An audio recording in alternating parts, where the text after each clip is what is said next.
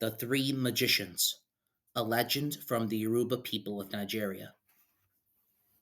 A certain king had engaged in a series of wars, during which he employed three magicians or medicine men to make charms for him so that he might destroy his enemies.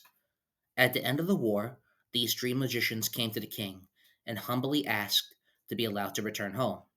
The king foolishly refused, and at this the magician said, "We asked your permission out of courtesy, O king, but we can very easily depart without it." Thereupon the first magician fell down on the ground and disappeared. The second threw a ball of twine into the air, climbed up the thread, and disappeared. Likewise, the third magician, Ray, remained standing. "It is your turn to disappear," said the king, trembling with anger, "or I will slay you." "You cannot harm me," replied the magician. At this the king ordered him to be beheaded, but the sword broke in two, and the executioner's arm withered away. The king then ordered him to be speared, but the spear crumpled up and was useless. An attempt was made to crush the magician with a rock, but it rolled over his body as lightly as a child's ball. The king then sent for the magician's wife and asked her to reveal his secret charm.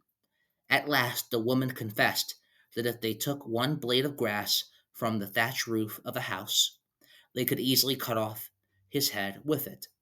This was done, and the magician's head rolled off and stuck to the king's hand.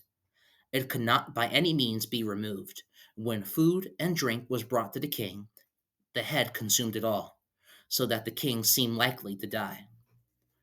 Magicians were hastily summoned from all over the kingdom, but the head laughed at all their charms and remained fast.